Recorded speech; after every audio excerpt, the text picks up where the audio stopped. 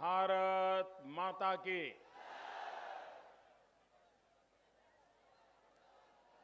मौग सनक मीठ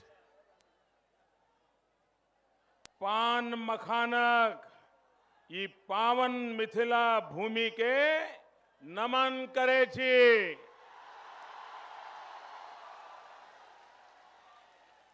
मिथिला की धरती कविराज विद्यापति सनक विद्वानक भूमि अछि। यहाँ के मिथिला पेंटिंग विश्व भर में ख्याति प्राप्त केलक। अहाँ सबके अपार स्नेह देख क मन भाव विभोर भऽ गेल। अहाँ सबके हृदय से अभिनंदन करे छी, स्वागत करे छी।